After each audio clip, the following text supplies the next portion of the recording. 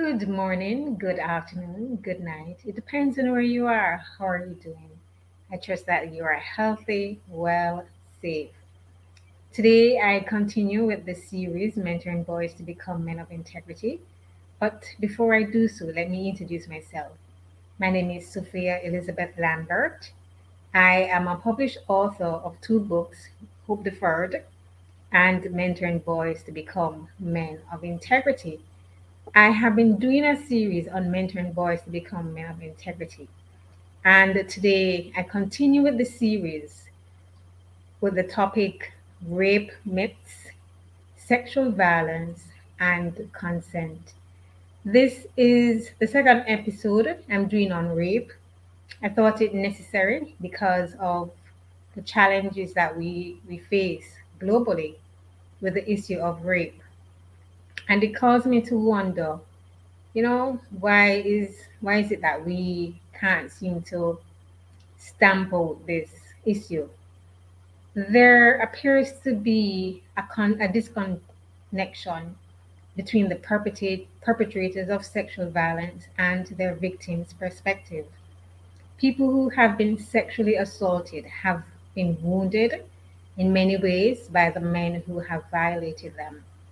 For the person who is raped, the experience is traumatizing. That leaves the person struggling with emotional turmoil. While, according to research I have found, says that men who rape are unconcerned about their criminal act, as well as they have a lack of empathy, they are narcissistic, and they demonstrate feelings of hostility towards women. The men who rape are beg your pardon, the men who rape do so for sexual gratification and for dominance. They also see women as sex objects to fulfill their sexual needs. Boys and men do not rape because they have a mental disorder or because they have behavioral problems. There isn't, and I will repeat, there isn't a disorder that compels people to rape. They are, however, committing a crime when they do so. We all have the right to agree or to disagree to anything. Everyone has the right to choose to be sexually involved or not. Each person has the right to agree to be touched, kissed, or to participate in sexual intimacy.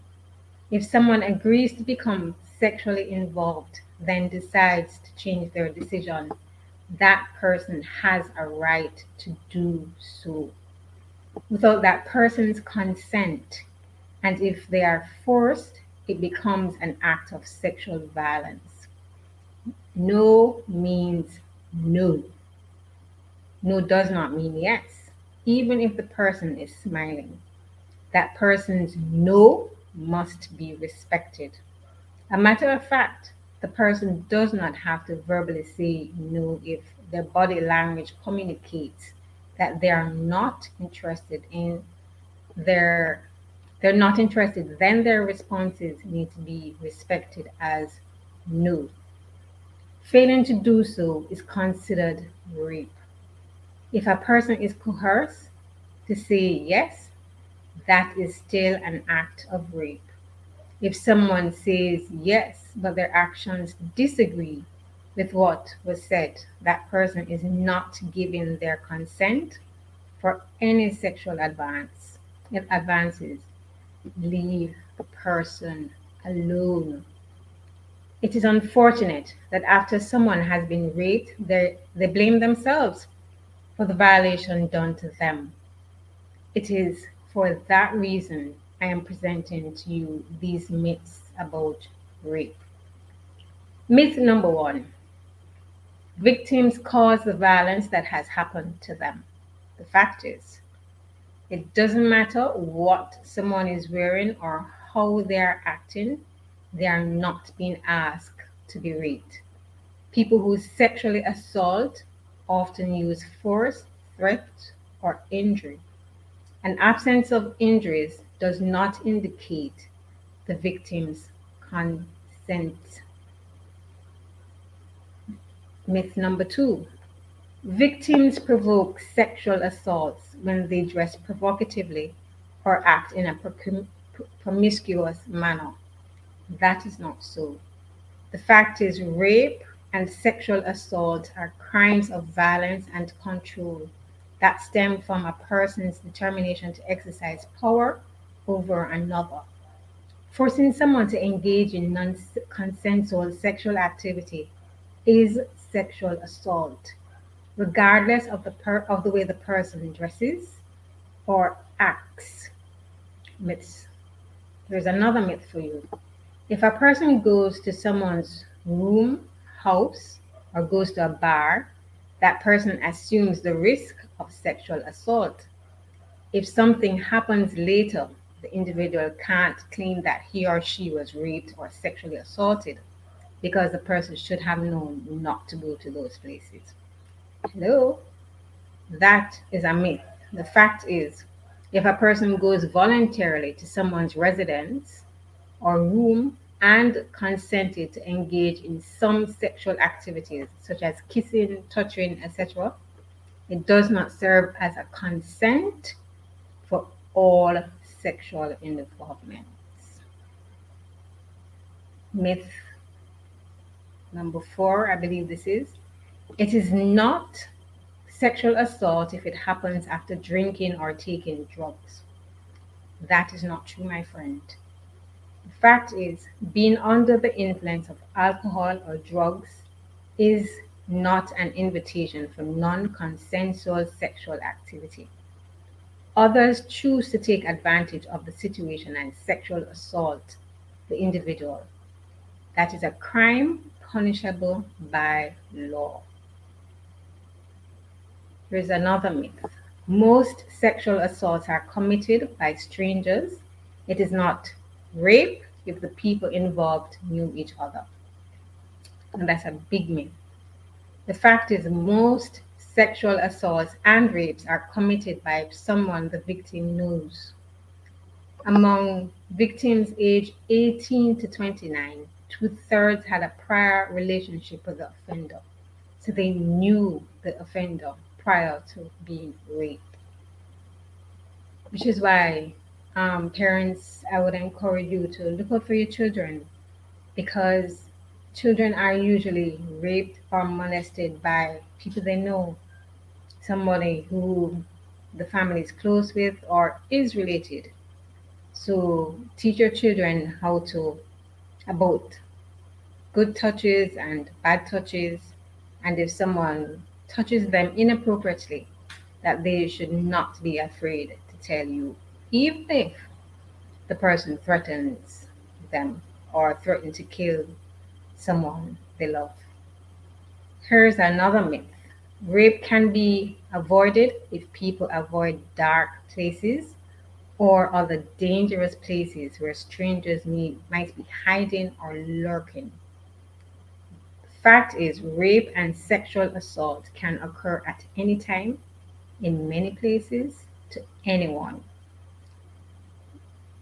There's another myth that says it's only rape if the victim puts up a fight and resists. The fact is, there are many reasons why a victim of sexual assault would not fight or resist her attacker. She or he may feel that fighting or resisting will make his or her attacker angry, resulting in more severe injury. So they avoid fighting. Some people just out of sheer fright do not resist. Another myth says sexual assault is often the result of miscommunication or a mistake. A fact of the matter is, sexual assault is a crime. It is never a mistake. It does not occur due to a miscommunication between two people. Sexual assault is any unwanted sexual contact obtained without consent through through the use of force, threat, or intimidation.